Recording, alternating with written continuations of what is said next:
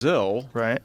And 3 days later, that was back in March, 3 days later, Elon just throws down and starts to attack this main Supreme Court justice, who's the guy that's now banned X. So X is banned in Brazil. They're in negotiations, but it was very exciting to be there and the Brazilians were just relieved. They were like, everything that we thought was happening is proven by the Twitter Files Brazil.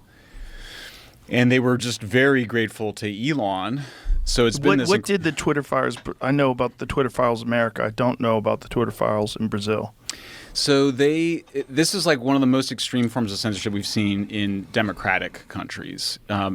India has been pretty bad too, but the worst of it was that they were. Pull that sucker up. Is it too okay? Yeah, it's hard. Just bring it up to you. How's that? Is that better? Good to go.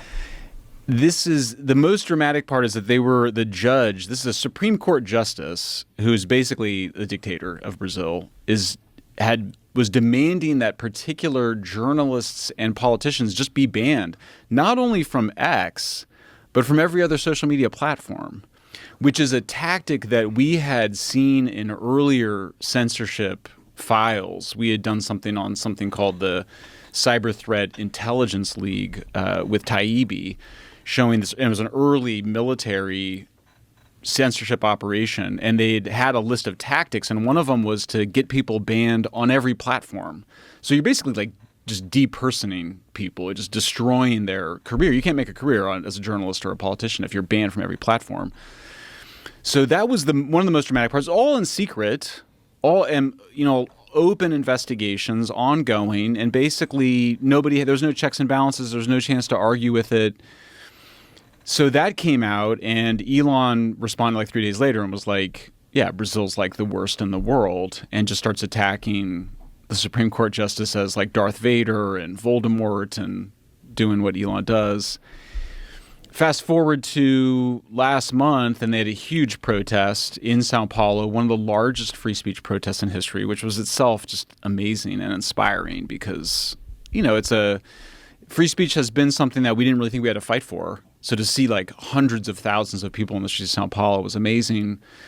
I was there with the former president. He sort of sees me, brings me up. I'm up on top of the stage. He's, yelling at the crowd. Everyone's worked up. He kind of looks over at me and covers the mic, and he's like, "It's Shellenberger, right?" He's like, "Michael Shellenberger's up here."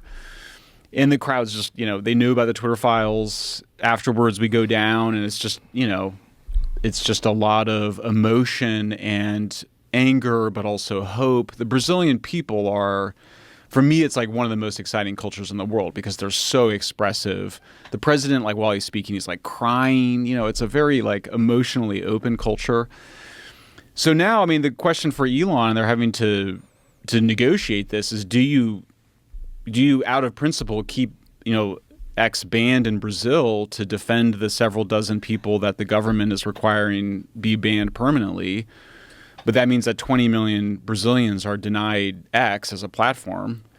Or do you go along with what the government's demanding and hope to fight for another day? And that's what's happening now. The 12 people, it's 12 people? We actually don't know, but it probably under 100. And what are they being accused of that the government is saying is so important that they need to be banned?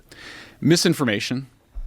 Particularly, you can see every country in the world is particularly obsessed with COVID misinformation and election misinformation. Mm-hmm. So, but to give you an example of how arbitrary and unjust it is, there's one of the members of Congress who's one of the most dynamic. He's not actually in the party of Bolsonaro. That's the controversial former president.